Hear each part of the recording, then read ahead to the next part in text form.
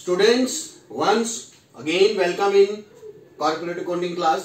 मैंने कल आपको meaning of holding, merits of holding करवाया था। आज हम डिस्कस करेंगे डीमेरिट्स ऑफ होल्डिंग। डीमेरिट भी कह सकते हैं, ड्रॉबैक भी कह सकते हैं, राइट।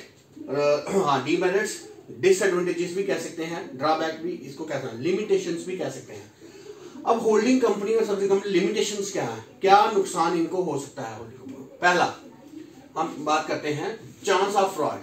होल्डिंग और सब्सिडी कंपनी के मिलने से होल्डिंग कंपनी काफी ज्यादा फ्रॉड कर सकती है, राइट। इंटर कंपनी आपस में, होल्डिंग और सब्सिडी कंपनी जो आपस में ट्रांजैक्शंस होते हैं उसमें कई तरह की हेराफेरी होने के चांसेस काफी ज्यादा हो सकते हैं, right. Second, fear of operation of minority share holder. अगर काफी ज्यादा सब्सिडी कंपनी हो तो वो आपस में मिल जाए तो होल्डिंग कंपनी के लिए प्रॉब्लम क्रिएट कर सकते हैं, right. Forcefully opposite, holding company का ये है नुकसान कि होल्डिंग कंपनी अपनी मर्जी से ही सब्सिडी कंपनी के बोर्ड में डायरेक्टर्स अपॉइंट कर देती है जो उनकी यस में यस करेगा, हाँ में हाँ मिलाएगा। और फोर्सफुली जो डायरेक्टर उनके अगेंस्ट आवाज उठाए सब्सिडी कंपनी में उनको बाहर निकाल के वो रिमूव कर सकते हैं। फोर्सफुली अपॉइंट भी कर सकती हैं, फोर्सफुली रिमूव भी कर सकती हैं। First, second, third, fourth, exploitation of subsidy company. Holding company के पास ये पावर होती है कि वो सब्सिडी कंपनी को अपने पर्सनल बेनिफिट के लिए हर तरीके से एक्सप्लॉयट कर सकते हैं। उनको बोल सकते हैं कि हमारे से जो राम ट्रेल है सस्ते में होल्डिंग कंपनी बल्क में ऑर्डर देती है, सस्ते में राम ट्रेल खरीदती है, महंगे में सब्सिडी कंपनी को बेच सकती है, या सब्सिडी कंपनी को फिनिश प्रोडक्ट महंगे में बेच सकती है। तो और कई तरीकों से भी एक्सप्लॉयट कर सकती है।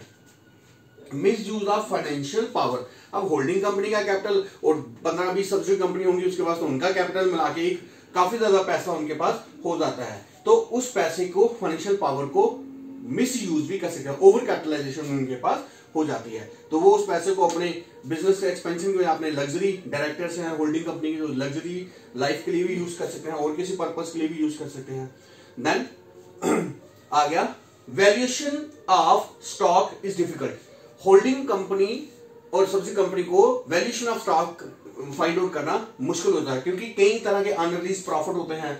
होल्डिंग कंपनी और subsidy company inter company transactions होती रहती हैं, उसको स्टॉक को जज करना, इन्वेंट्री को जज करना काफी ज्यादा डिफिकल्ट हो जाता है। डीमेरिट्स ऑफ कंपनी में chances of mismanagement.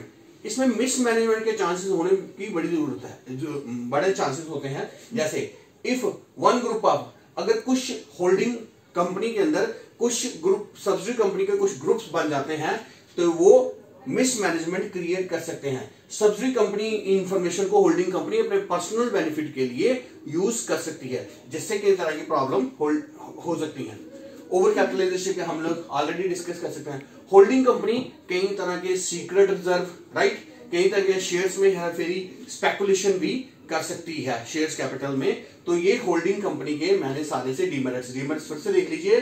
Chance of fraud, fear of oppression of minority shareholder, forcefully appoint or remove director, exploitation of subsidiary company, misuse of financial power, valuation of stock is difficult, chance of mismanagement and overcapitalization। ये हो गया holding company के demerits. Merits मैंने आपको कल discuss कर दीजिए। इसके बाद हम इसके इंपॉर्टेंट हैं what is consolidated balance sheet, वही अकाउंटिंग स्टैंडर्ड 21 के तहत हम डिस्कस करेंगे।